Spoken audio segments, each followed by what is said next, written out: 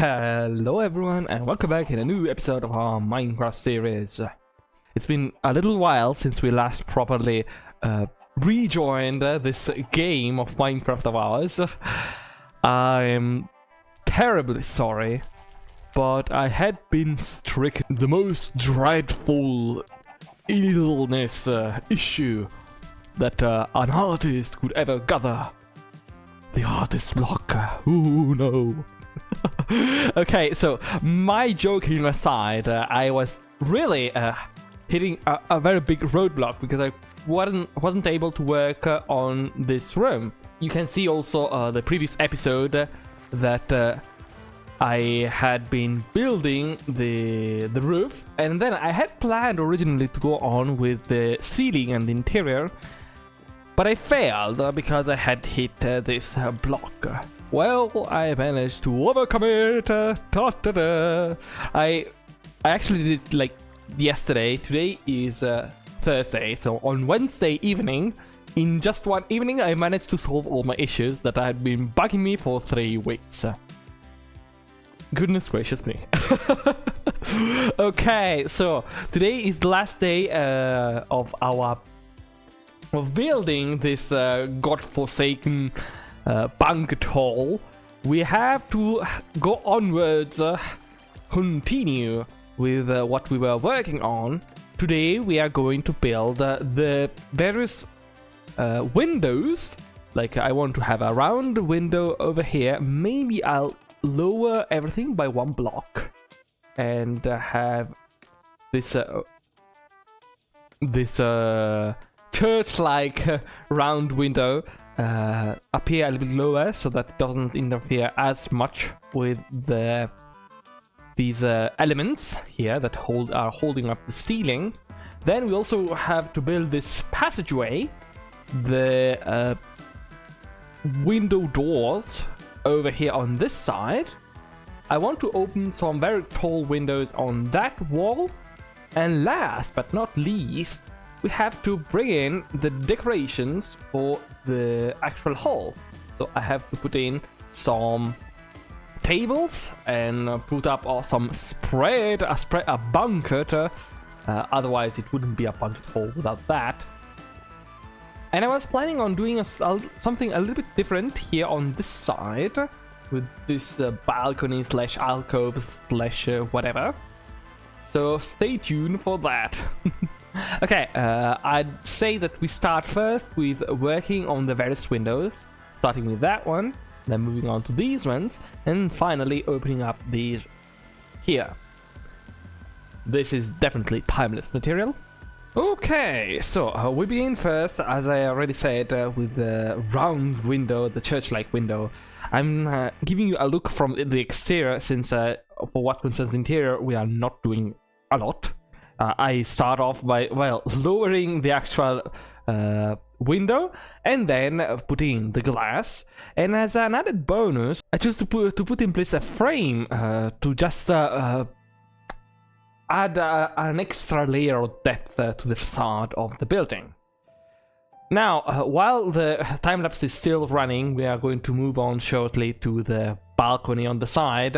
I want to take the time to tell you about the little, let's say, change of plans that I had announced with the previous, last Sunday, with when I published the episode. There we go, over to the side balcony. And this is that I basically chose to wind down a little bit with what I post, because this is still a hobby, but I get way too easily into the mindset that this is a job that I have to keep up constantly and and put out content, and it's nothing like that, and I forgot about it. So if you see some change of schedules in the coming episodes, it's because of me. I want to give precedence to myself and my things over handing you some, let's say, constant content. I would be doing that if this was a job, actually, but it is not. So please bear with me. Thank you for your understanding. We are now over to the side windows. The 3 windows are on the side of the hall. So I started off by carving, obviously, the place out and putting in the glass, much like the rounded window that we did on top. But then, also here, I chose to put in a sort of frame around the window hole, and notice how the first window, rather than an actual window, it has been turned instead into a door using some iron bars. Back to the video. Okay, so we are back in our little hall. Actually, without the whole scaffolding shenanigans, it looks much bigger than I had originally thought. I went ahead and already built the walkway here on the side, which I hadn't shown to you. I went for this very simple sandstone floor and this border with diorite and using the iron bars as a railing so that we connect back with the ceiling. We are still lacking. I want to add in some chandeliers, something along that lines, but it's looking mostly complete.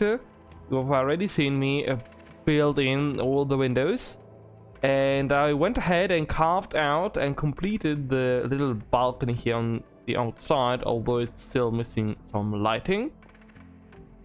And I also added in this it looks a bit like a stage, and on here I was planning on adding 2 chairs at least, because obviously the castle lord has to stand atop everyone else, at least originally.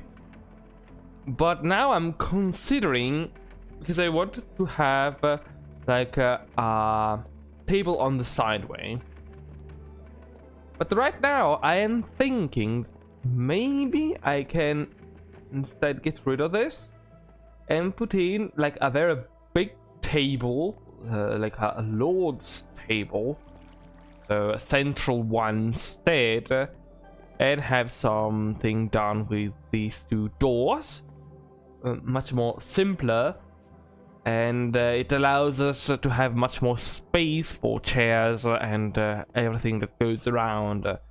Because otherwise, I was originally thinking of having either 1 or 2 tables, one on this side and one on the other one. But the room is much smaller than I had originally thought, so there is no space for that. Maybe we should have gone with the interior first and then built the room around them. Oh well, we'll eventually repurpose this room if we find ourselves in need of some more space for a bigger banquet hall. So, without further ado, let's begin the last, finally, step of this room, which is actual interior designing. And this time, we're going to do it with a first-person time-lapse, which is something I haven't been using as a recording tool for quite a long time. Well, I'm not going to actually cover the entire, say, decoration process, since I want to concentrate mainly on the centerpiece of this room, which is the table, the dining table that I have chosen to put down in place. So I went ahead and basically removed that sort of mangrove stage that I had put in place, and then we start off with building the actual table, starting from the from a basic rectangle shape with the 4 legs, and then eventually I change over, because I always wanted to have this an oval table. I find it more royal-like, and changing the wood midway through from dark oak for the framework, and then the inner part we use spruce. It's a nice change of colors, since spruce is almost absent in this room. And here we are with our completed room. Look at this. It's a little bit bland for what concerns the table decorations, because I still have to add in the dat pack I had mentioned a couple of episodes ago concerning custom heads. So for the time being, this I like especially this side over here with the paintings and the little candles. Everything should be mostly lit up.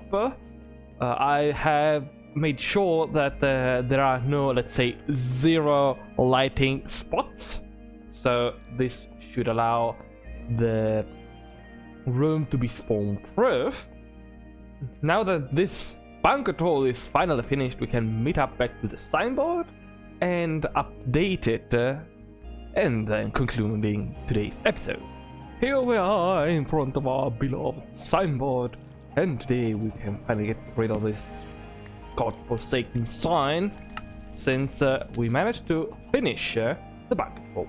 There are still a couple of details lacking, like I have to fix the connection between our castle and the hall itself, but I'll take the advantage of this little spot of time to add something in, that is the kitchen.